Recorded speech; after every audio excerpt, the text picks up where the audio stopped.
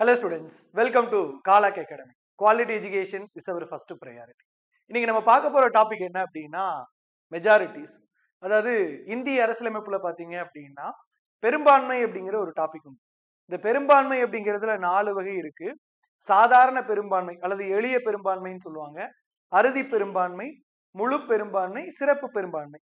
இந்த சிறப்பு பெரும்பான்மையிலுமே பாத்தீங்க அப்படின்னா 3 கேட்டகரி அல்லது 4 கேட்டகரி அப்படின்னு சொல்லுவாங்க. இந்த பெரும்பான்மை அப்படிங்கிறது ரொம்ப ரொம்ப ரொம்ப ரொம்ப முக்கியமான டாபிக். இதை நான் கால்குலேஷன் வச்சே உங்களுக்கு சொல்லி தரேன். ரொம்ப எளிமையா மெதுவா எல்லாருக்கும் புரியும்படியே நடத்தி தரேன்.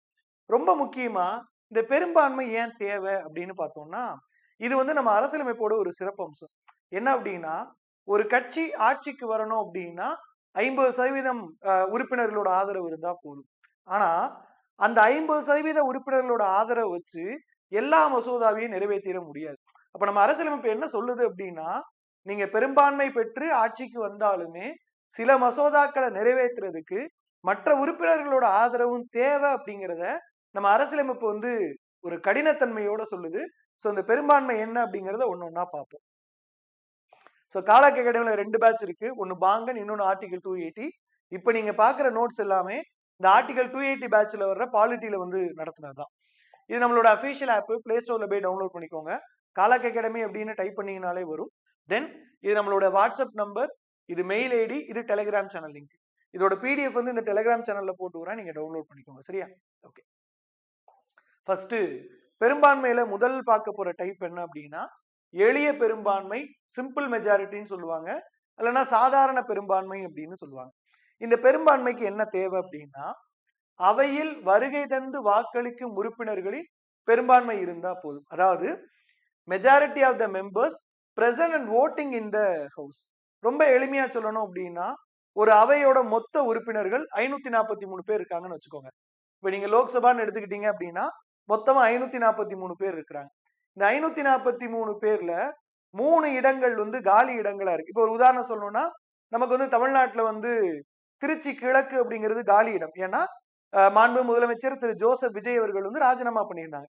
அந்த மாதிரி ஒரு 3 சீட் வேக்கண்டா இருக்கு. 3 சீட் என்னவா இருக்கு அப்படின்னா காலி இடமா இருக்கு. ஓகேங்களா? ஓகே. அடுத்து ஒரு 20 பேர் பாத்தீங்க அப்படின்னா வந்திருக்கிறாங்க. அவங்க எம்பியா தான் இருக்கிறாங்க அவையில. ஆனா வாக்கெடுக்கும் போது அவையில இல்ல. வாக்கெடுக்கும் போது அவையை விட்டு வெளிநடப்பு செஞ்சுட்டாங்க. இப்போ ஒரு உதாரணம் சொல்லணும் அப்படின்னா, நம்பிக்கை வாக்கெடுப்பு நடந்ததுல அப்ப திமுகல இருக்கிற உறுப்பினர்கள் பிளஸ் தேமுதிக உறுப்பினர் மொத்தம் 60 பேர் வெளிநடப்பு பண்ணாங்களா? சோ அவங்க தான் பாத்தீங்க அப்படின்னா ஆப்சென்டிஸ். இவங்க எல்லாம் யாரு?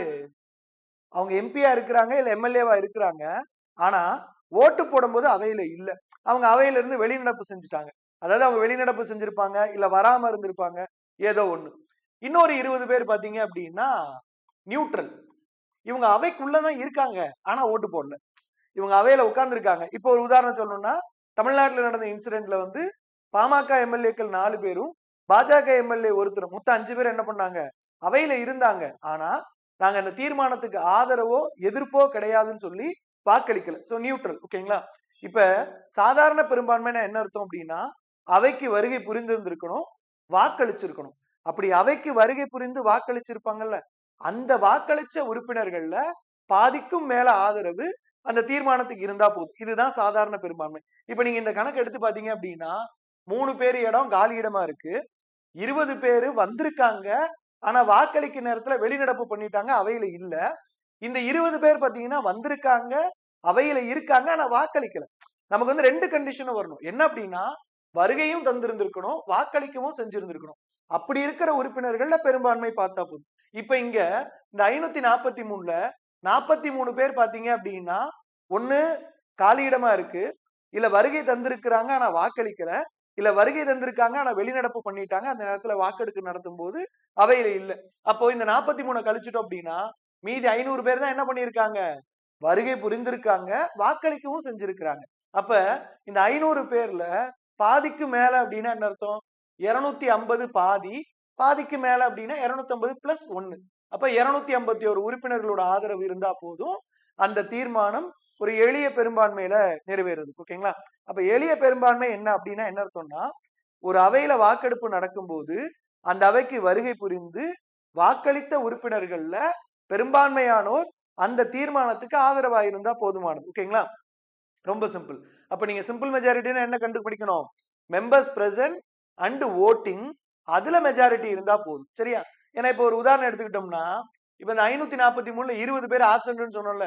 இந்த 20 பேர் என்ன பண்ணிருக்கலாம்? கேண்டீன்ல வடை சாப்பிட்டுட்டு இருந்திருக்கலாம். அங்க உள்ள வாக்கெடுப்பு நடக்கும். அவங்க கேண்டீன்ல வடை சாப்பிட்டுட்டு இருந்திருப்பாங்க. இந்த 20 பேர் பாத்தீங்க அப்படின்னா, கேண்டீனுக்கு போகல, எங்கேயும் போகல.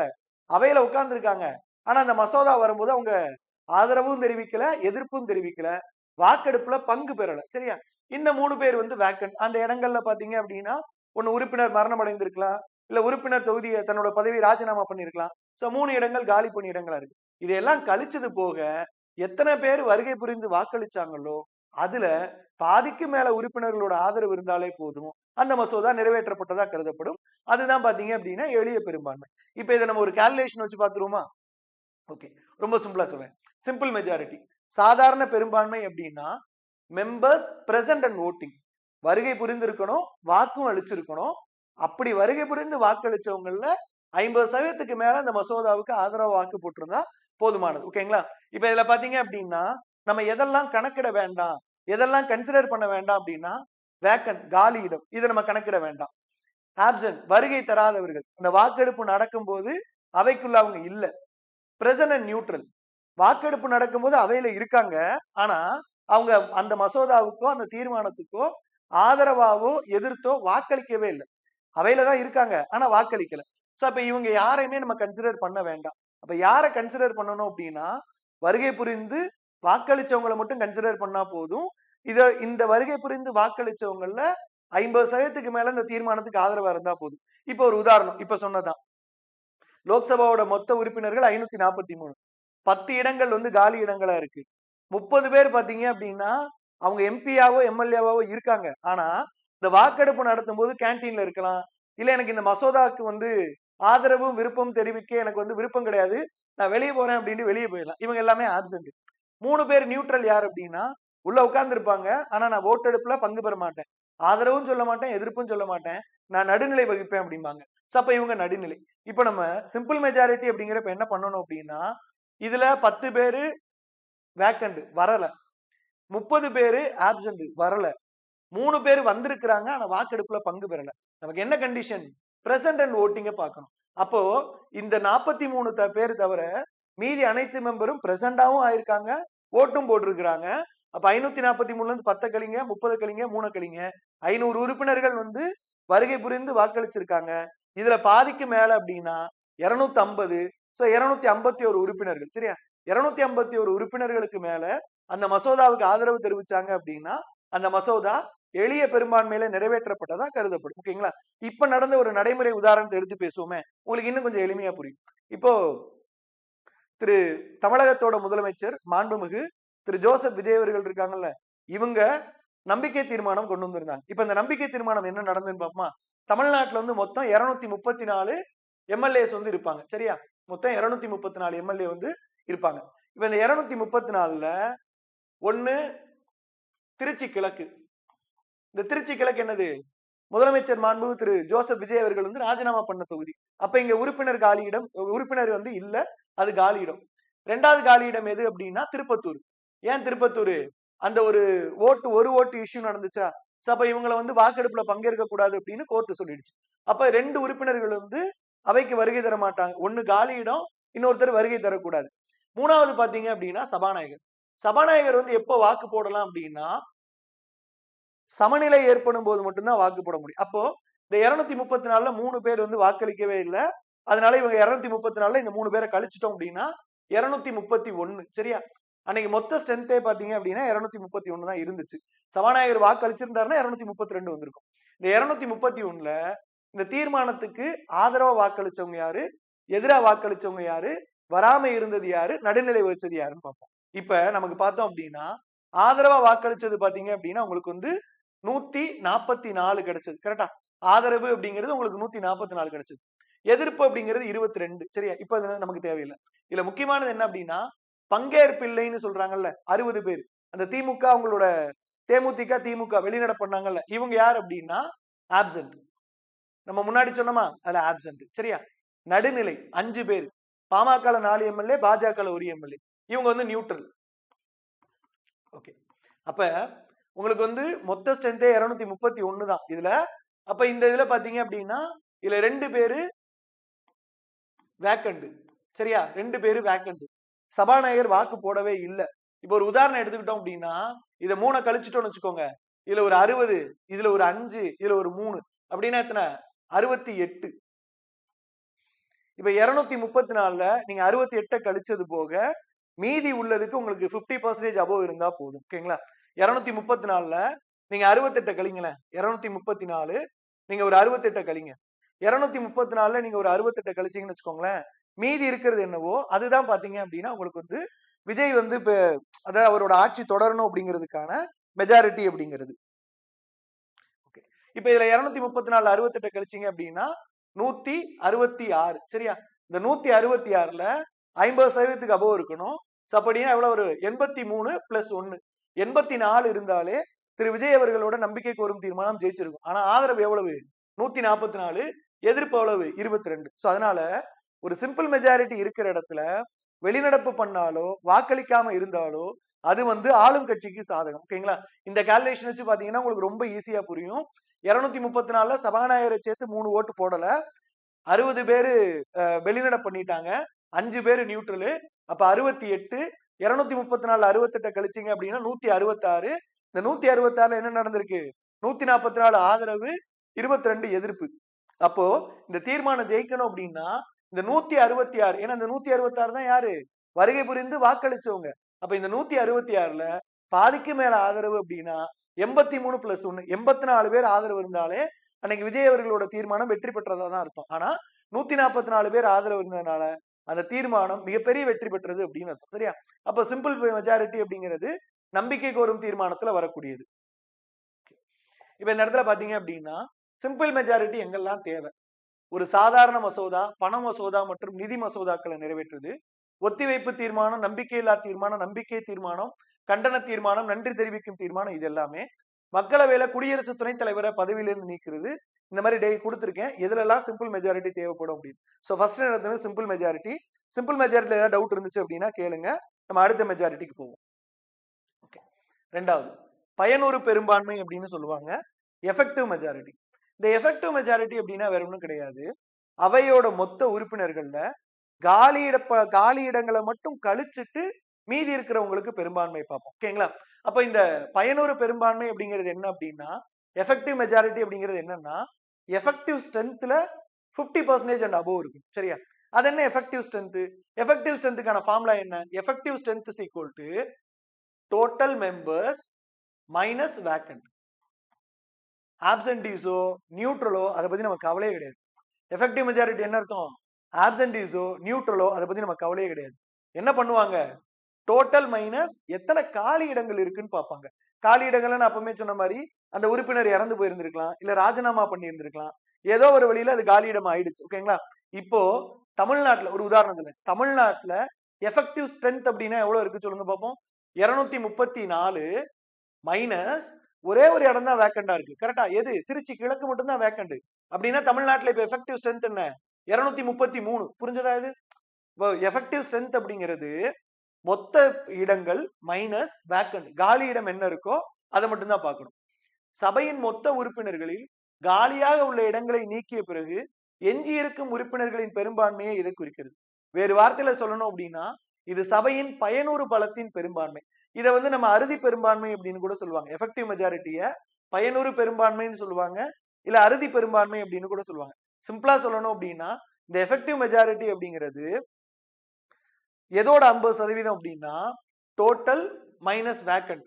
இதை கழிச்சு ஒரு வேல்யூ வரும்ல, இதுல 50%. அப்படின்னா என்ன அர்த்தம்னா மொத்த உறுப்பினர்கள்ல காலியாக உள்ள உறுப்பினர்களோட எண்ணிக்கையை நீக்கிட்டு மீதம் இருக்கிற உறுப்பினர்களுக்கு 50% பெரும்பான்மை பார்த்தோம் அப்படின்னா அதுதான் பயனுறு பெரும்பான்மை. இப்போ தமிழ்நாட்டுல ஒரு உதாரணம் சொல்லணும்னா மொத்தம் 234 தமிழ்நாட்டுல 234 இடம் இருக்கா? காலி இடம் ஒன்னே ஒண்ணுதான், திருச்சி கிழக்கு மட்டும் தான். சரியா, திருப்பத்தூர் இனிமேதான் ஜட்ஜ்மெண்ட் வரும், அதனால அதை நான் எடுக்கல. -1. அப்போ மொத்தம் எவ்வளவு? 233. சரியா, இந்த 233ல பாதி. ஓகேங்களா, 233 டிவைடட் பை 2. இந்த 233ல பாதி. இந்த 233க்கு பாதி பார்த்தோம் அப்படின்னா 116.5 கரெக்டா, 116.5. ஸோ அப்ராக்சிமேட்டா சொல்லணும் அப்படின்னா 117. இந்த 117 உறுப்பினர்களுக்கு மேல ஆதரவு இருந்துச்சு அப்படின்னா இந்த எஃபெக்டிவ் மெஜாரிட்டி ஜெயிச்சதுன்னு அர்த்தம். சிம்பிளா புரிஞ்சா? சிம்பிள் மெஜாரிட்டி அப்படின்னா காலி இடங்களை கழிக்கணும், ஆப்சென்டிஸை கழிக்கணும், நியூட்ரலை கழிக்கணும். சரி சார், அப்ப இங்க வந்து ஒரு மசோதா நிறைவேறுது, எனக்கு வந்து அதே மாதிரி இப்ப நம்ம சிம்பிள் மெஜாரிட்டிக்கு எடுத்த கணக்கை அப்படியே எஃபெக்டிவ் மெஜாரிட்டி போட்டு பார்ப்போமா? ஒரு உதாரணம் சொல்றேன் பாருங்க. சிம்பிள் மெஜாரிட்டிக்கு எடுத்த கணக்கை அப்படியே எஃபெக்டிவ் மெஜாரிட்டி போட்டு பார்ப்போமா? இப்ப என்ன பார்த்தோம்? 543 பேர் இருந்தாங்க சிம்பிள் மெஜாரிட்டில பார்த்தது 543. இதுல 3 பேர் பாத்தீங்க அப்படின்னா வேக்கண்ட், சரியா? 20 பேர் பாத்தீங்க அப்படின்னா ஆப்சென்ட், 20 பேர் பாத்தீங்க அப்படின்னா நியூட்ரல், சரியா? இப்ப இது நீங்க சிம்பிள் மெஜாரிட்டியா பாத்தீங்க அப்படின்னா 500 பேருக்கு பெரும்பான்மை பார்த்தா போதும். ஆனா எஃபெக்டிவ் மெஜாரிட்டியா பாத்தீங்கன்னா இந்த 3 வேக்கண்ட மட்டும் கழிச்சுட்டு 540க்கு பெரும்பான்மை பார்க்கணும். வித்தியாசம் புரிஞ்சதா? சிம்பிள் மெஜாரிட்டினா என்ன அர்த்தம்? வேக்கண்ட், ஆப்சென்ட், நியூட்ரல் இது எல்லாத்தையும் கழிச்சிருவோம். ஏன்னா வருகை புரிந்து வாக்களித்தவங்க மட்டும்தான் நமக்கு கணக்கு. எஃபெக்டிவ் மெஜாரிட்டி அப்படி கிடையாது. வேக்கண்ட மட்டும்தான் கழிப்போம், மத்த எல்லாத்தையும் சேர்ப்போம். சேர்த்துட்டு அதுல 50% என்ன வருதோ அதுதான் அதோடைய பெரும்பான்மை அப்படின்னு அர்த்தம். இப்ப இதுக்கு ஒரு உதாரணம் சொல்றேன் பாருங்க. எழுதிருப்பீங்கன்னு நினைக்கிறேன். இப்ப இந்த இடத்த எடுத்துக்கோங்க. எஃபெக்டிவ் மெஜாரிட்டி அறுதி பெரும்பான்மை. இது வந்து என்னது? எஃபெக்டிவ் ஸ்ட்ரென்த்ல 50%.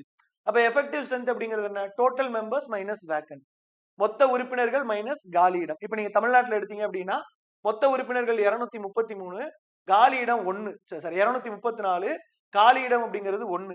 அப்ப மொத்தம் இதுல வந்து எனக்கு பயனூர் பலம் எவ்வளவு? 233. இந்த 233 எனக்கு 50% இருந்தா போதும். ஓகேங்களா? இப்போ ஒரு சிம்பிளா ஒரு உதாரணம் சொன்னேன். தமிழ்நாட்டுல ஒரு மசோதா வருது, அந்த மசோதாவுக்கு எஃபெக்டிவ் மெஜாரிட்டி வேணும்னு கேட்காங்கன்னு வச்சுக்கோங்க. எஃபெக்டிவ் மெஜாரிட்டினா என்னது?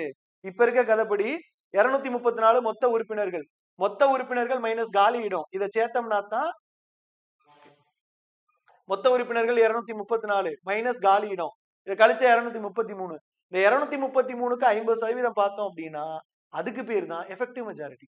அப்ப எஃபெக்டிவ் மெஜாரிட்டியில நம்ம வேக்கண்ட மட்டும்தான் பார்ப்போமே தவிர ஆப்சென்டிஸ் இருந்தாலோ நியூட்ரல் இருந்தாலோ நமக்கு கவலையே கிடையாது. இப்போ ஒரு உதாரணம் சொல்லலாமே. 233 பேர் இருக்கிறாங்க. இந்த 233 பேர்ல 10 பேர் ஆப்சென்ட் ஆகலாம், 10 பேர் நியூட்ரல் ஆகலாம். ஆனா நமக்கு கவலையே கிடையாது. இந்த 10 பேர் வரலனா கூட 10 பேர் வாக்களிக்கலனா கூட நமக்கு பிரச்சனை இல்லை. நம்ம மொத்த ஸ்ட்ரென்த் எதுக்கு பார்ப்போம்? 233க்கு தான் மெஜாரிட்டி பார்ப்போம், சரியா? அப்போ இப்ப ராஜ்யசபால பாத்தீங்க அப்படின்னா மொத்தம் 245, 5 பேர் வேக்கண்ட் அப்படின்னா 245 மைனஸ் 5 240. இதுக்கு மெஜாரிட்டி பார்த்தோம் அப்படின்னா 121. சப்போ 5 பேர் வேக்கண்டா இருந்தாங்கன்னா ராஜ்யசபால எஃபெக்டிவ் மெஜாரிட்டி அப்படிங்கிறது 121. லோக்சபால 3 பேர் வேக்கண்டா இருந்தாங்க அப்படின்னா 3 பேர் வேக்கண்ட கழிச்சிருவோம், சரியா? இதுல நான் ஒரு ப்ளூ கலர் எழுதியிருக்கேன் பாருங்க. 5 பேர் வேக்கண்ட், 10 ஆப்சென்ட், 3 நியூட்ரல். எனக்கு ஆப்சென்ட் நியூட்ரல்லாம் கவலையே தேவையில்லை. அப்ப நான் என்ன பண்ணிடுவேன்? வேக்கண்ட மட்டும் தான் பார்ப்பேன். எத்தனை பேர் காலி இடங்கள் இருக்காங்களோ அதை மட்டும் தான் பார்ப்பேன். அப்ப காலி இடம் அப்படிங்கிறது -5. ஸோ 240, 240க்கு பாதி 121. லோக்சபால எடுத்துக்கிட்டோம்னா 3 வேக்கண்ட், 20 நியூட்ரல், 10 ஆப்சென்ட், சரியா? பட் எனக்கு வந்து இந்த நியூட்ரல் ஆப்சென்ட் எல்லாம் தேவையே கிடையாது. வேக்கண்ட் மட்டும் தான் பார்ப்பேன். 543 மைனஸ் 3 540. அப்ப இதுக்கு எஃபெக்டிவ் மெஜாரிட்டி அப்படிங்கிறது என்னது? 50% பார்த்தோம்னா 271. அப்ப முதல்ல பார்த்தது சிம்பிள் மெஜாரிட்டி. சிம்பிள் மெஜாரிட்டி அப்படிங்கிறப்ப நான் வந்து வருகை புரிந்து வாக்களித்தவங்களை மட்டும்தான் கணக்கில் எடுத்துக்குவேன்.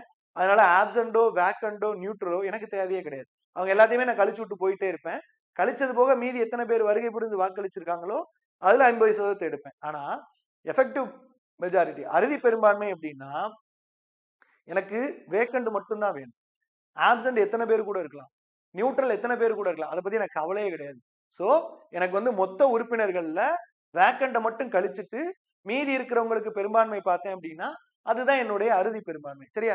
சோ எஃபெக்டிவ் மெஜாரிட்டி புரிஞ்சிருக்கும்னு நினைக்கிறேன்.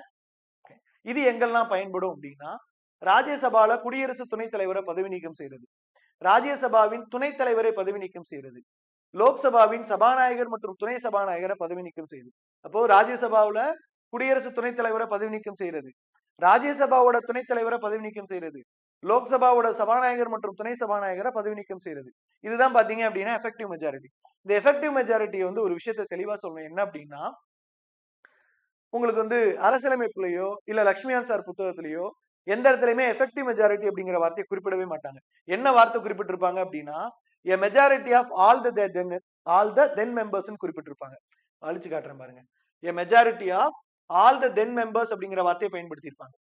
எஃபெக்டிவ் மெஜாரிட்டி அப்படிங்கிற வார்த்தையை தெளிவா குறிப்பிட மாட்டாங்க. a majority of all the then members of the house அப்படின்னு சொல்லியிருப்பாங்க. அதாவது சபையின் அப்போதைய உறுப்பினர்களின் அனைவரின் பெரும்பான்மை அப்படிம்பாங்க. அப்போதைய உறுப்பினர் அப்படின்னா காலியிடம் தவிர்த்துட்டு மீதி இருக்கிற அப்போதைய உறுப்பினர்களோட பெரும்பான்மை. ஸோ எஃபெக்டிவ் மெஜாரிட்டி அப்படிங்கிற வார்த்தை டைரக்டா இருக்காது. Majority of all the then members of the house அப்படிங்கிற வார்த்தை தான் இருக்கும். சரியா?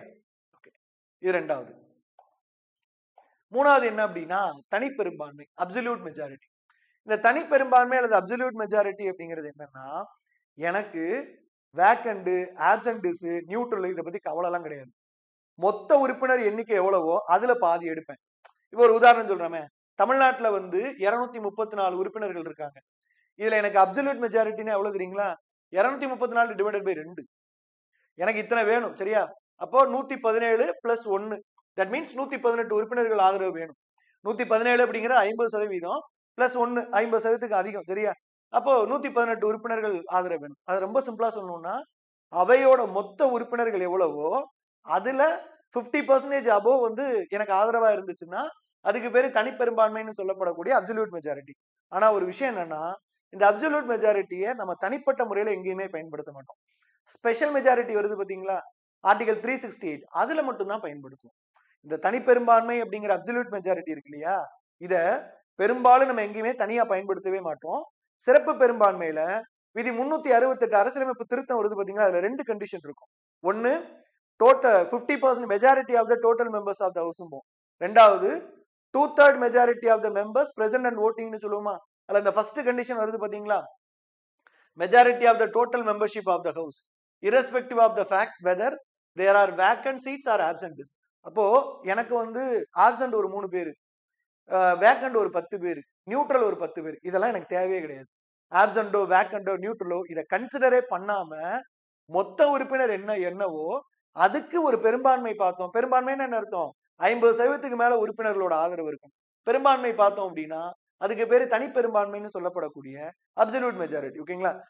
இந்த வேல்யூ வந்து மாறவே மாறாது. இப்போ ஒரு உதாரணம் சொல்லணும்னா, தமிழ்நாடு சட்டமன்றத்தோட அப்சல்யூட் மெஜாரிட்டி 118 தான். 117 பிளஸ் 1 தான்.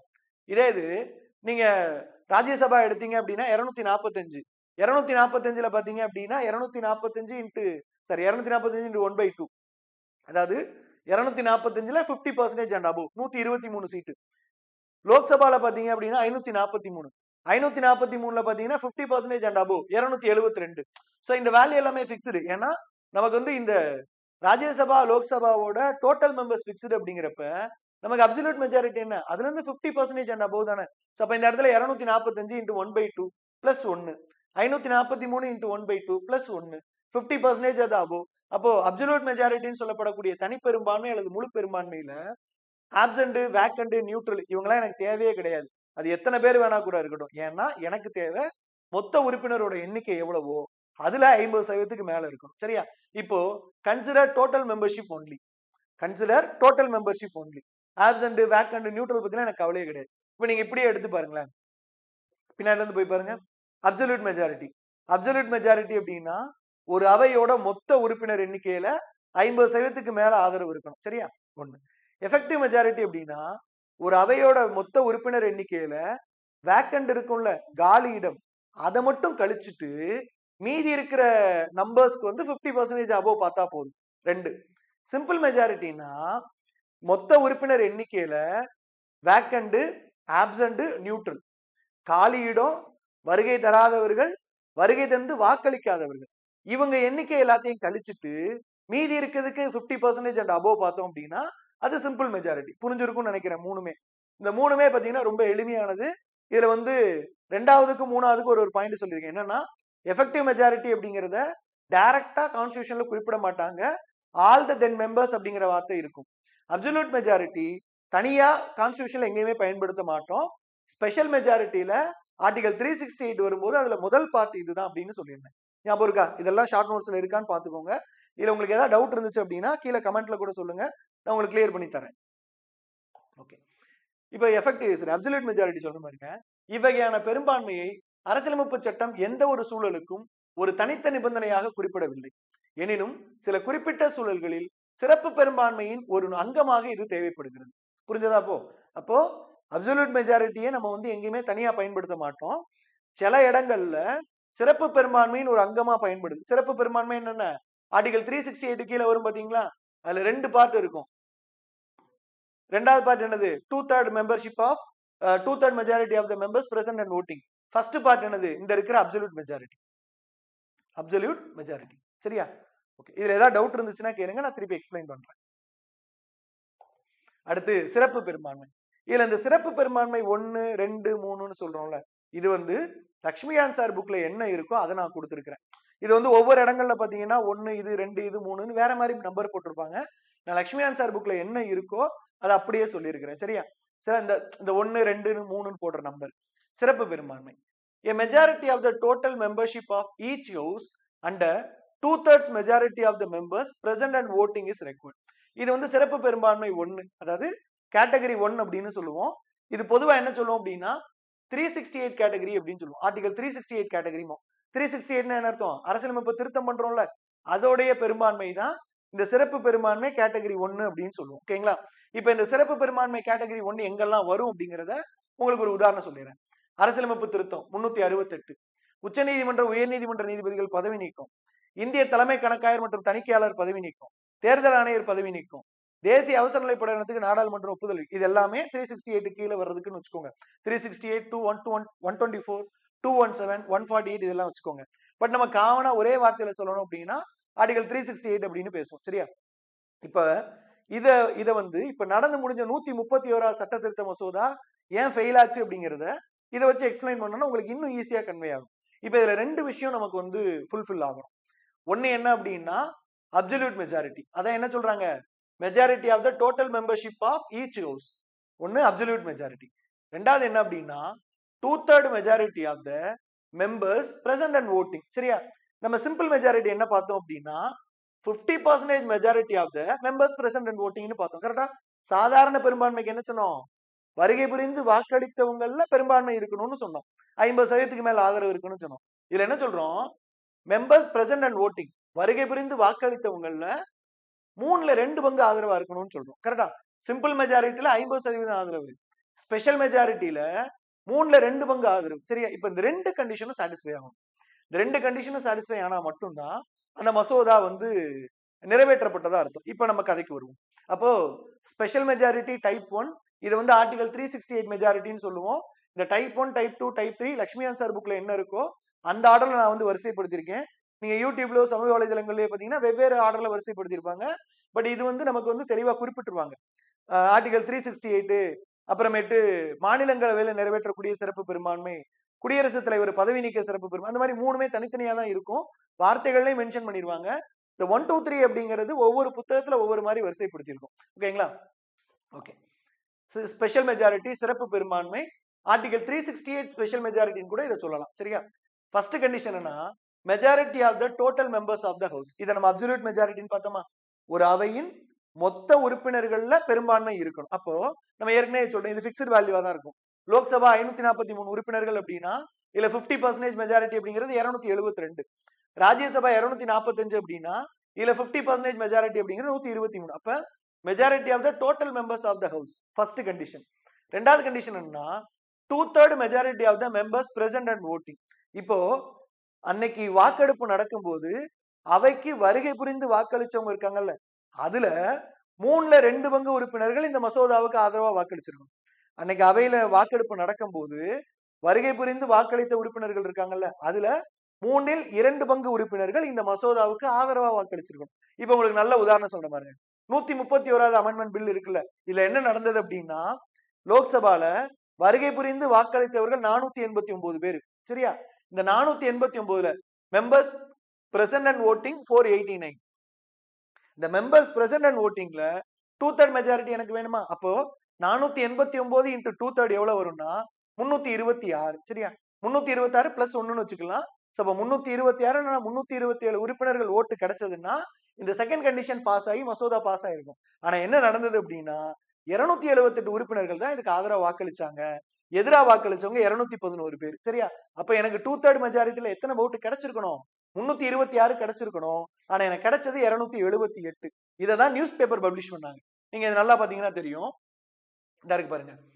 இது வந்து அந்த வருகை புரிந்து வாக்களிக்கிறதுக்கு முன்னாடி வந்த இமேஜ். இது அதுக்கப்புறம் வந்த இமேஜ். அதுல தெளிவா போட்டிருக்கான் பாருங்க. எஸ் சொன்னது 278, நோ சொன்னது 211, ஓட் போட்டது 489. அப்ப இந்த 489ல எனக்கு 2/3 வந்திருக்கணும். கரெக்டா? இந்த 489ல 2/3 அப்படிங்கிறது எவ்வளவு? 326.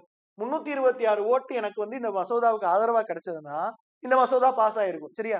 ஏன் சொல்றேன் அப்படின்னா இந்த ஃபர்ஸ்ட் கண்டிஷன் ஈஸியா சாட்டிஸ்ஃபை ஆயிடும். ஏன்னா எனக்கு வந்து லோக்சபால 272 உறுப்பினர் ஆதரவு வேணும். இங்க 278 கிடைச்சிருச்சு. சோ பிரச்சனையே கிடையாது. இது வந்து முதல் கண்டிஷன் சாட்டிஸ்ஃபை பண்ணிருச்சு. ஆனா ரெண்டாவது கண்டிஷனுக்கு சாட்டிஸ்ஃபை ஆகல பாருங்க. அத நான் பக்கத்துல எழுதியிருக்கேன். Must satisfy the two conditions. ரெண்டு கண்டிஷனுமே சாட்டிஸ்ஃபை ஆகணும். முதல் கண்டிஷன் என்ன? Absolute majority. அந்த அவையின் மொத்த உறுப்பினர்களில் பெரும்பான்மை எனக்கு கிடைச்சிருக்கணும். அப்ப 543ல பெரும்பான்மை 50% மேல 272 கிடைச்சிருக்கணும். இது சாட்டிஸ்ஃபை ஆயிருக்கும். ரெண்டாவது கண்டிஷன் என்னது? வருகை புரிந்து வாக்களித்தவங்கல 2/3 பங்கு அந்த மசோதாவுக்கு ஆதரவா வாக்களிச்சிருக்கணும். அப்ப வருகை புரிந்து வாக்களித்தவங்க 489 பேரு. அதுல 2/3 பங்கு ஆதரவுன்னு எனக்கு எவ்வளவு வேணும்? 326 கிடைச்சிருக்கணும். ஆனா எனக்கு என்ன கிடைச்சது? 278 தான் கிடைச்சது. அதனால இந்த மசோதா வந்து தோத்து போயிடுச்சு. கரெக்டா? இந்த மசோதா நிறைவேற்றப்படல. இது இப்ப ரீசனா நடந்த ஒரு உதாரணத்தை வச்சு சொல்லும் போது உங்களுக்கு இன்னும் எளிமையா புரியும் அப்படிங்கிறதுக்காக இதை சொல்லியிருக்கேன். இது கிளாஸ்ல நடத்துனது, பாலிட்டி கிளாஸ்ல நடத்துனது. அதுதான் அப்படியே உங்களுக்கு கொண்டு வந்திருக்கேன். ஓகே. இப்ப ஒருவேளை 543 பேரும் வந்துட்டாங்க சார். லோக்சபால 543 பேரும் வந்துட்டாங்க. செகண்ட் கண்டிஷன் எடுத்து பாத்தீங்க அப்படின்னா ஒருவேளை 543 பேரும் வந்திருந்தாங்க அப்படின்னா 543ல 2 பங்கு அப்படிங்கிறது 362. இததான் என்ன பண்ணாங்க? வாக்கெடுப்புக்கு முன்னாடி நியூஸ் சேனல் பப்ளிஷ் பண்ணாங்க. என்ன போட்டிருக்காங்க பாருங்க. 543 பேர் வந்திருந்தாங்க அப்படின்னா என்ன கிடைச்சிருக்கும்? உறுப்பினர்களோட ஆதரவு. இப்ப 540 பேர் வந்திருந்தாங்கன்னா 360 பிளஸ் 1 361. 543 பேர் வந்திருந்தாங்க அப்படின்னா 362 பிளஸ் 1 363 உறுப்பினர்களோட ஆதரவு வந்து நமக்கு வேணும். ஆனா வந்தது எத்தனை பேரு? 489 பேர் தான். 489ல 2/3 அப்படின்னா 326. எனக்கு 326 பிளஸ் 1 327 வாக்குகள் எனக்கு ஆதரவா கிடைச்சிருக்கணும். ஆனா கிடைச்சது எவ்வளவு? 278. சோ மசோதா தோல்வி அடைஞ்சது. இது புரிஞ்சதா? ஏன்னா இது வந்து இதுக்கு வந்து வெவ்வேறு மாதிரியான புரிதல்கள் வந்து வரும். பட் நான் வந்து எதுக்கு இந்த 131வது அரசியலமைப்பு திருத்த மசோதா வச்சு சொன்னேன்னா இது இப்ப ரீசெண்டா நடந்தது. இந்த நம்பர்ஸ் வந்து நமக்கு எளிமையா கன்வே ஆகும் அப்படிங்கறதுக்காக இதை வச்சு சொன்னேன். சரியா? இப்போ இந்த ஸ்பெஷல் மெஜாரிட்டி டைப் 1ல புரிஞ்சிருக்கும்னு நினைக்கிறேன். ஒரு அரசியலமைப்பு சட்டத்தை நீங்க திருத்தணும்னு நினைச்சீங்க அப்படின்னா இல்ல ஒரு அரசியலமைப்பு சட்ட திருத்த மசோதா வருது அப்படின்னா முதல் சிறப்பு பெரும்பான்மை தேவை. இந்த முதல் சிறப்பு பெரும்பான்மையில 2 கண்டிஷன் எனக்கு ஃபுல்ஃபில் ஆகணும். முதல் கண்டிஷன் என்ன அப்படின்னா அப்சல்யூட் மெஜாரிட்டி. அவையின் மொத்த உறுப்பினர்கள்ல பாதிக்கு மேல ஆதரவு வேணும். சோ அப்ப இது என்னது? லோக்சபா அப்படின்னா 543ல பாதிக்கு மேல அப்படின்னா 272. ராஜ்யசபானா 245ல பாதிக்கு மேலன்னா 123 கிடைச்சிருக்கணும். ஃபர்ஸ்ட் கண்டிஷன் சாட்டிஸ்ஃபை ஆகணும். செகண்ட் கண்டிஷன் என்ன? வருகை புரிந்து வாக்களிச்சவங்கல்ல 2/3 பங்கு அந்த மசோதாவுக்கு ஆதரவா வாக்களிச்சிருக்கணும். நம்ம சிம்பிள் மெஜாரிட்டியில என்ன சொன்னோம்? வருகை புரிந்து வாக்களிச்சவங்கல்ல பாதிக்கு மேல ஆதரவு இருந்தா போதும்னோம். ஸ்பெஷல் மெஜாரிட்டியில ரெண்டாவது கேட்டகரியில வருகை புரிந்து வாக்களிச்சவங்கல்ல 2/3 பங்கு ஆதரவு இருக்கு. இப்போ ஒரு உதாரணம் சொல்லுமே, 50% சொன்னோம்னா சிம்பிள் மெஜாரிட்டி. 66.66% சொன்னோம்னா ஸ்பெஷல் மெஜாரிட்டி. கரெக்டா? ஏன்னா 2/3ன்னா 66.66 தானே. 67% வச்சுக்கிட்டீங்கன்னா 66.66 வச்சுக்கோங்க. அப்போ இந்த மசோதாவுக்கு என்ன நடந்தது? ஃபர்ஸ்ட் கண்டிஷன் சாட்டிஸ்ஃபை ஆயிருக்கும். ஏன்னா majority of the total members of the house வந்திருக்கும். ரெண்டாவது பாத்தீங்கன்னா 2/3 மெஜாரிட்டி மெம்பர்ஸ் பிரசன்ட் அண்ட் ஓட்டிங்ல வருகை புரிந்து வாக்களிச்சவங்கள 2/3 பங்கு எனக்கு பெரும்பான்மை வேணும்னு கேட்கிறப்ப அதுல 489 பேர் தான் வருகை புரிந்து வாக்களிச்சாங்க. 278 பேர் ஆதரவும் 211 பேர் எதிர்ப்பும் பண்ணாங்க. நமக்கு 326 பேர் ஆதரவு தெரிவிச்சிருக்கணும். பட் தெரிவிக்கல. அதனால இந்த மசோதா தோல்வி அடைஞ்சது. புரிஞ்சதா? அது கிளியரா புரிஞ்சதா? ஏன்னா இப்ப ரீசெண்டா இந்த 131 அமெண்ட்மெண்ட் பில் தான் தோல்வி அடைஞ்சது இல்லையா? இப்ப இதை வச்சு சொல்லும்போது உங்களுக்கு ஈஸியா புரியும் அப்படிங்கிறதுக்காக. சரியா? மத்தபடி இந்த மசோதா பத்தி நான் எதுவும் விமர்சனம் வைக்கலங்க. இதுல என்ன இருந்ததோ அதை சொல்லிருக்கேன். உங்களுக்கு எளிமையா புரியணும் அப்படிங்கிறதுக்காக. இப்ப இதுல இன்னொரு கேட்டகரி என்ன அப்படின்னா ஆர்டிகல் 368 நிறைவேறி இருக்கணும். 50% மேற்பட்ட மாநிலங்களோட ஒப்புதலும் கிடைச்சிருக்கும். சரியா? இப்போ மாநிலங்களவை தொடர்பாகவோ இல்ல மாநிலங்கள்ல ஏதாவது ஒரு பாதிப்பு ஏற்படுற மாதிரி நீங்க ஒரு திருத்தம் கொண்டு வரீங்க. அந்த திருத்தம் பண்ணீங்கன்னா மாநிலங்கள்ல ஏதாவது ஒரு பாதிப்பு ஏற்படும் வச்சுக்கோங்க. அந்த அரசியலமைப்பு சட்டத்திற்கு என்ன பண்ணணும் அப்படின்னா, ஆர்டிகல் 368 படி ஸ்பெஷல் மெஜாரிட்டியில பாராளுமன்றத்தில் நிறைவேற்றிட்டு நாட்டுல இருக்கிற 50% மேற்பட்ட மாநிலங்களோட ஒப்புதல் வேணும். அப்ப அந்த மசோதாவை அந்த மாநில சட்டமன்றங்கள் தங்களோட சட்டப்பேரவையில நிறைவேற்றி இருக்கணும். மாநில சட்டப்பேரவையில சாதாரண பெரும்பான்மையில நிறைவேற்றினா போதும். ஒரு உதாரணம் சொல்றேனே, நீங்க ஏதோ ஒரு மாநிலங்களை பாதிக்கிற மாதிரி ஒரு அரசியலமைப்பு திருத்தம் கொண்டு வரீங்க. இப்ப இந்த திருத்தத்தை பார்லிமெண்ட்ல ஸ்பெஷல் மெஜாரிட்டில நிறைவேற்றிட்டீங்க. நிறைவேற்றிட்டு இப்ப 36 மாநிலங்கள் இருக்குன்னு வச்சுக்கோங்களேன். 18 பிளஸ் மாநிலங்களோட ஆதரவு வேணும். சரியா? இந்த 18 பிளஸ் மாநிலங்களோட ஆதரவுனா என்ன அர்த்தம்? இந்த மாநில சட்டப்பேரவையில இந்த மசோதாவை நிறைவேற்றணும். எப்படி நிறைவேற்றணும்? சாதாரண பெரும்பான்மையில நிறைவேற்றினா போதும் மாநில சட்டப்பேரவை. இது இன்னொரு கேட்டகரியா சொல்லுவாங்க. அதனாலதான் நான் ஸ்பெஷல் கேட்டகரியில 4 டைப் இல்லைன்னா 3 டைப் டிபெண்ட்ஸ் அப்ப அந்த பிரிவினையை பொறுத்து அப்படின்னு சொல்லியிருந்தேன். சரியா? இது அடுத்த டைப்.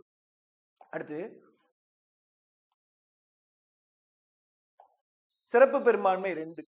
இந்த சிறப்பு பெரும்பான்மை 2 அப்படிங்கிறது என்ன அப்படின்னா, குடியரசுத் தலைவரோட பதவி நீக்கம், இம்பீச்மெண்ட் ஆஃப் பிரசிடென்ட் அப்படின்னு சொல்லுவாங்க.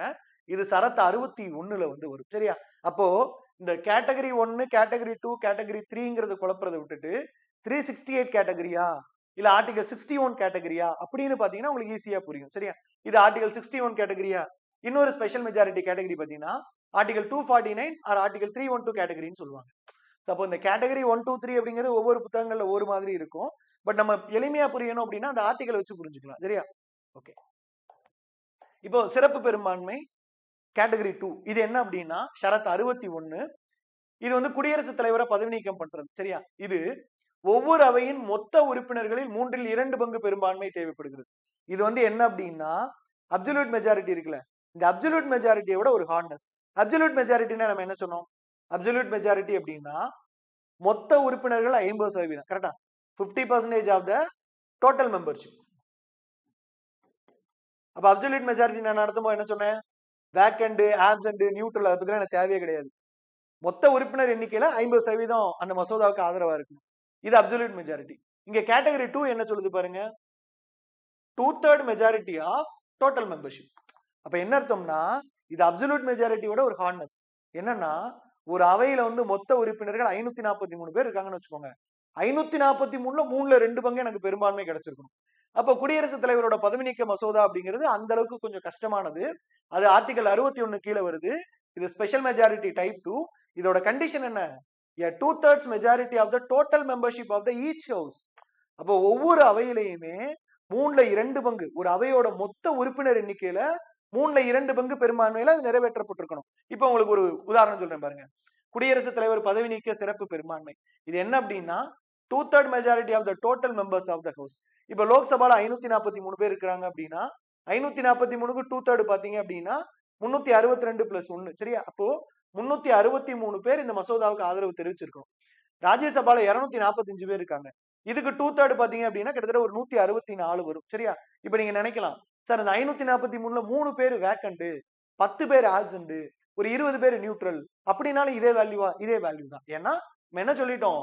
மொத்த உறுப்பினர்கள்ல 3/2 பங்கு மெஜாரிட்டி. இவங்க வராம இருக்கலாம், வருகை புரிந்து இருக்கலாம், வருகை புரிந்து வாக்களிக்காம இருக்கலாம், இல்ல வேக்கண்டா இருக்கலாம். அதை பத்தி எனக்கு டோன்ட் கேர். அப்ப என்ன பண்ணிருக்கணும்?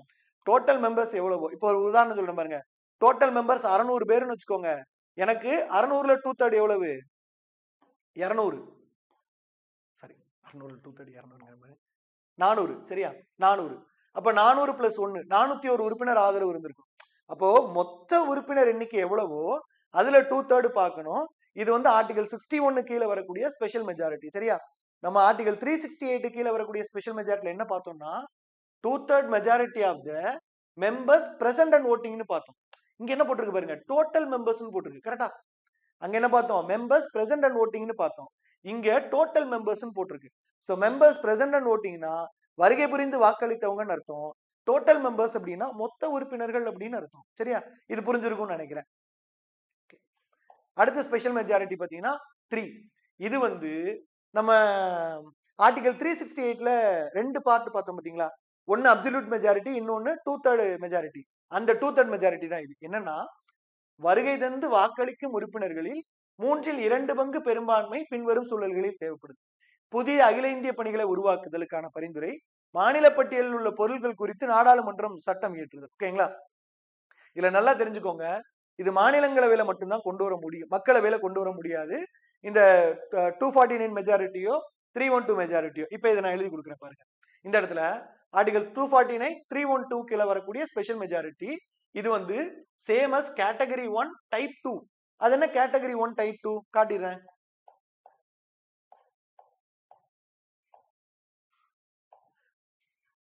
இந்த இருக்கா கேட்டகரி 1, இதுல இது டைப் 1 டைப் 2. டைப் 2 என்னதுங்க? 2/3 majority of the members present and voting. வருகை புரிந்து வாக்களிச்சவங்கள 3/2 பங்கு பெரும்பான்மை இருந்தா போதும். கரெக்டா? அப்போ இதுதான் 249 மெஜாரிட்டி. அப்ப என்ன ஆகுது? 2/3 majority of the members present and voting. வருகை புரிந்து வாக்களித்தவங்கள 3/2 பங்கு பெரும்பான்மை வேணும். இது ராஜ்யசபால மட்டும்தான் நிறைவேற்றப்படும் அப்படிங்கனால, ஒருவேளை ராஜ்யசபாவோட மொத்த உறுப்பினர்கள் எண்ணிக்கை 245, 5 பேர் வரல, 240 உறுப்பினர்கள் மட்டும்தான் ஓட்டு போட்டிருக்காங்க அப்படின்னா 240ல 2/3 அப்படிங்கிறது 160 பிளஸ் 1 161 உறுப்பினர்களோட ஆதரவு வேணும். சரியா? நல்லா தெரிஞ்சுக்கோங்க, ஸ்பெஷல் மெஜாரிட்டியில இந்த ஆர்டிகல் 249க்கும் 368 கீழே வரக்கூடிய 2/3 மெஜாரிட்டி ஒரே கண்டிஷன் தான். ஆர்டிகல் 249ல வரக்கூடிய 2/3 மெஜாரிட்டியும் 368ல வரக்கூடிய 2/3 மெஜாரிட்டி ஒரே கண்டிஷன் தான். என்னன்னா, வருகை புரிந்து வாக்களித்தவங்கள 3/2 பங்கு பெரும்பான்மை. ஆர்டிகல் 61ல வரக்கூடிய 2/3 மெஜாரிட்டி அப்படிங்கிறது என்னன்னா, டோட்டல் மெம்பர்ஸ்ல 2/3 மெஜாரிட்டி. அங்க வந்து வருகை புரிந்து வாக்களித்தவங்க எல்லாம் தேவையில்லை. மொத்த ஸ்ட்ரென்த் எவ்வளவு? 543, 245, அதுல 3/2 பங்கு பெரும்பான்மை வேணும் அப்படின்னு சொல்லிட்டு. சரியா? ஓகே. சோ இது வரைக்கும் கொஞ்சம் தெளிவா புரிஞ்சிருக்கும்னு நினைக்கிறேன், தெளிவா நடத்தியிருப்பேன்னு நினைக்கிறேன். ஏதாவது டவுட் இருந்தாலும் கேளுங்க. நான் மறுபடியும் பாத்தீங்க அப்படின்னா இது ஒரு சின்ன ஒரு குறிப்பு மாதிரி மறுபடியும் சொல்லித்தரேன். சரியா? ஃபர்ஸ்ட் பார்த்தோம் அப்படின்னா சிம்பிள் மெஜாரிட்டி. நான் சொல்ல சொல்ல நீங்களே கீழே கமெண்ட்ல கூட சொல்லுங்க. Simple majority. இந்த சிம்பிள் மெஜாரிட்டி அப்படின்னா என்ன அர்த்தம்னா, வருகை புரிந்து வாக்களித்தவங்கல 50% மேல ஆதரவு இருந்தா போதும். கரெக்டா? வருகை புரிந்து வாக்களித்தவங்க மெம்பர்ஸ் பிரசன்ட் அண்ட் votingல 50% மெஜாரிட்டி இருந்தா போதும், சாதாரண பெரும்பான்மை. ரெண்டாவது பாத்தீங்க அப்படின்னா எஃபெக்டிவ் மெஜாரிட்டி. இந்த எஃபெக்டிவ் மெஜாரிட்டி அப்படின்னா என்ன அர்த்தம்னா, மொத்த உறுப்பினர்கள்ல வேக்கண்ட் இருக்குள்ள காலி இடம் அதை கழிச்சிட்டு மீதி இருக்கிற உறுப்பினர்களுக்கு பாத்தீங்கன்னா 50% மெஜாரிட்டி பார்த்தா போதும். 50% majority of total members minus vacant. கரெக்டா? மொத்த உறுப்பினர்கள்ல காலி இடங்கள் எவ்வளவோ அதை கழிச்சிட்டு மீதி இருக்கிறதுக்கு 50% பார்த்தா போதும். மூணாவது பாத்தீங்க அப்படின்னா அப்சல்யூட். இந்த அப்சல்யூட் அப்படிங்கிறது என்னது? 50% ஆஃப் டோட்டல் மெம்பர்ஸ். அவையோட மொத்த உறுப்பினர் எண்ணிக்கையில 50% ஆதரவு இருக்கணும். கரெக்டா? சோ சிம்பிள் அப்படிங்கிறது பாத்தீங்க அப்படின்னா, வருகை புரிந்து வாக்களித்தவங்கள 50% ஆதரவு இருக்கணும். வருகை புரிந்து வாக்களிப்பு. எஃபெக்டிவ் மெஜாரிட்டி அப்படின்னா, மொத்த உறுப்பினர் எண்ணிக்கையில காலி இடங்களை கழிச்சிட்டு மீத இருக்கிற வேல்யூக்கு 50% ஆஃப் த அபோவ் இருந்தா போதும். அப்சல்யூட் மெஜாரிட்டி அப்படின்னா, மொத்த உறுப்பினர் எண்ணிக்கையில அவங்க வருகை புரியல, வாக்களிக்கல, பத்தி எனக்கு தேவையில்லை, மொத்த உறுப்பினர் எண்ணிக்கையில 50%க்கு மேல ஆதரவு இருந்தா போதும். சரியா? இது வந்து முதல்ல பார்க்கக்கூடிய 3 டைப். அடுத்து நம்ம ஸ்பெஷல் மெஜாரிட்டி பார்த்தோம் அப்படின்னா, ஓகே, ஸ்பெஷல் மெஜாரிட்டி பார்த்தோம் அப்படின்னா, ஸ்பெஷல் மெஜாரிட்டில 3 இல்லைன்னா 4 டைப் வச்சுக்கலாம். ஓகேங்களா? இப்படி நம்ம எழுதுவோமே. இப்ப முதல் டைப் பாத்தீங்க அப்படின்னா ஆர்டிகல் 368 கீழே வரக்கூடியது. இதுல 2 பார்ட் உண்டு. ஒரு பார்ட் என்ன அப்படின்னா இந்த அப்சல்யூட் மெஜாரிட்டி. கரெக்டா? ஒரு பார்ட் என்ன அப்படின்னா அப்சல்யூட் மெஜாரிட்டி. ரெண்டாவது பார்ட் என்ன அப்படின்னா 2/3 members present and voting. Present and votingல 2/3 மெஜாரிட்டி வேணும். சரியா? ஓகே. ரெண்டாவது என்னன்னா, இந்த 2/3 மெம்பர்ஸ்ல பிரசன்ட் அண்ட் voting இருக்குல்ல, இதை மட்டும் தனியா பார்த்தோம் அப்படின்னா இது ஆர்டிகல் 249 312 கீழே வரக்கூடிய மெஜாரிட்டி. கரெக்டா? இது ஆர்டிகல் 249 312 கீழே வரக்கூடிய மெஜாரிட்டி. ஸ்பெஷல் மெஜாரிட்டி அடுத்த கேட்டகரி என்னன்னா ஆர்டிகல் 61 குடியரசுத் தலைவரோட பதவி நீக்கம். இது என்ன பண்ணுது? 2/3 majority of the total membership. Absolute மெஜாரிட்டில 50 ஆஃப் த டோட்டல் மெம்பர்ஷிப் பார்த்தோம்ல, இது வந்து 2/3 majority of the total membership. இது என்ன ஆகுது? 543 உறுப்பினர்கள் இருந்தாங்கன்னா 362 பேருக்கு மேல ஆதரவு வேணும். ஓகேங்களா? இதுதான் பாத்தீங்க அப்படின்னா இந்த மெஜாரிட்டி. இந்த மெஜாரிட்டி எல்லாத்தையுமே இப்ப சமீபத்தில் நடந்த நிகழ்வுகளின் அடிப்படையில் நான் வந்து கொடுத்திருக்கிறேன். சரியா?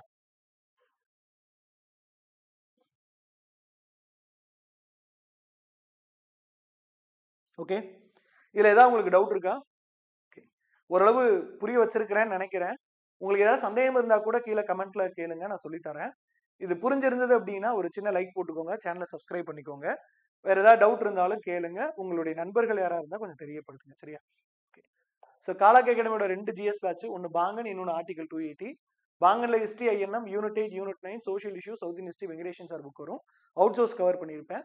ஆர்டிகல் 280ல பாலிட்டி ஆப்டிடியூட் எக்கனாமி ஜியாகிரபி வரும். இது நம்மளுடைய ஆப் பிளே ஸ்டோர்ல போய் டவுன்லோட் பண்ணிக்கோங்க.